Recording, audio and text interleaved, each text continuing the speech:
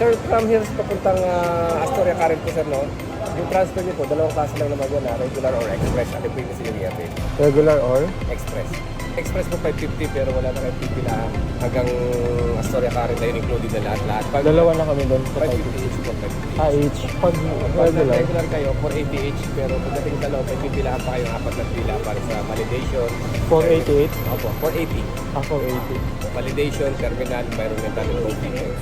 Konti lang? 70. Oo.